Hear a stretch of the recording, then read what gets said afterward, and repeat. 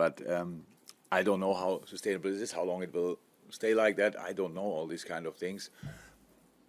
But I think the next 2 weeks will show how much of a challenge it is, because whatever happens there, obviously, nobody can react anymore. That's something I think UEFA or whoever should have an eye on to sort that, because we all have to protect the game, and we want, and it's not a league or whatever, it's the game, and obviously I love all my players who play now in Saudi Arabia, and usually I would watch them, but I didn't see anything yet. So maybe you can, I don't know exactly where, but it's not like that it distracts me now from my watching habits.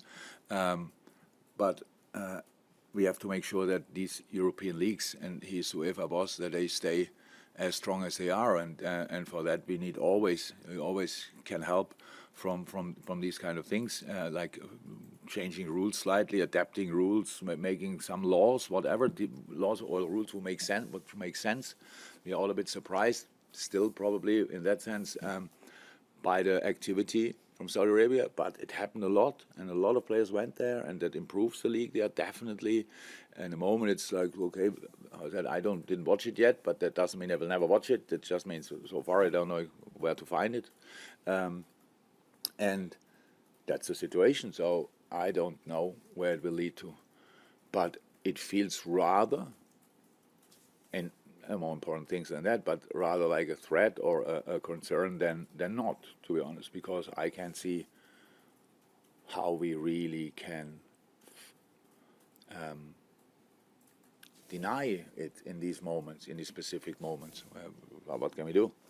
Say no, and then that we can do that, but that's the difference between the contracts here and the contracts there are that big that causes problems, definitely, 100%.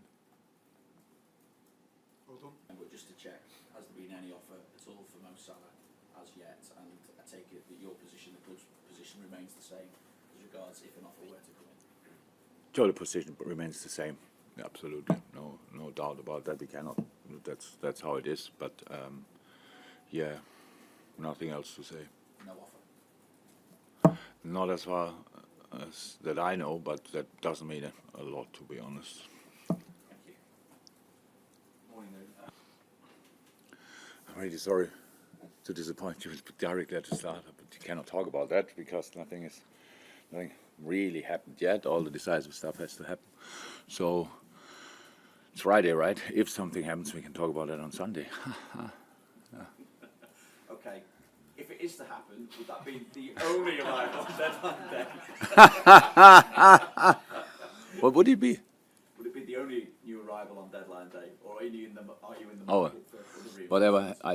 It's deadline day, so I don't want to kill the excitement of the people. You never know. But I'm busy today with other things. Yeah. With that in mind.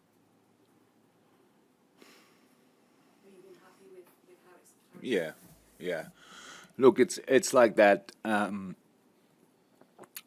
We pretty much have to reinvent the team.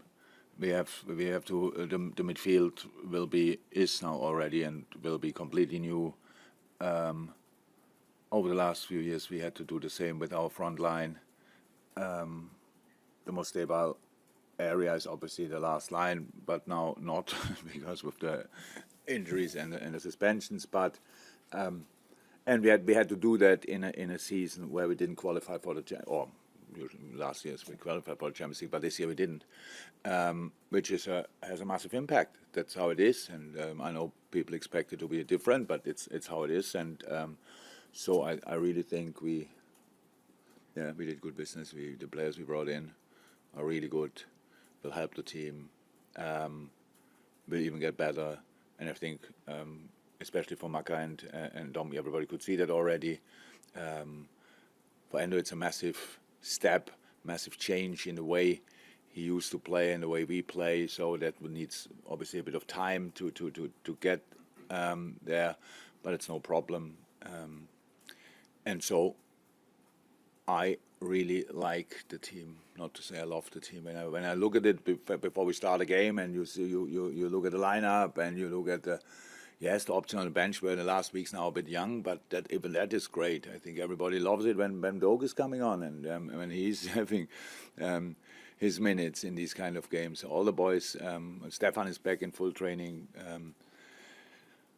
So yes, we got younger, but we had to.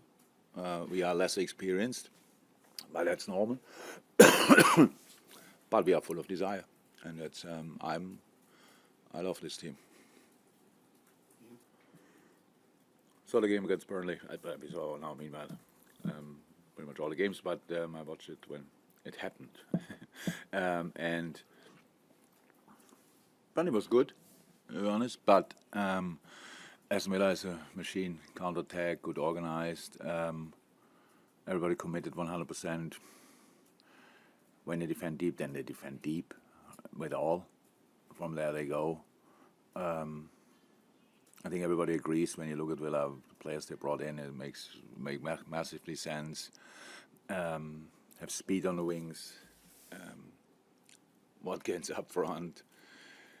McGinn, super smart, physical as well, but then really looking for these balls in behind and these kind of things. So it is a massive game, no doubt about it. And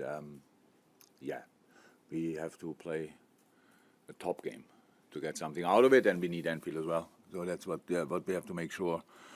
I know that it always depends on the way we play, a little bit at least, and we have to do our part, but I know the people are ready to do their part, especially after last weekend. And after that is international break, so we could make a good start into, or turn it into a really good start into the season, result-wise. But yeah, a massive 115 minutes in between now and then. And sorry to ask once again. We can't. Ibu, no, will not be ready for the game.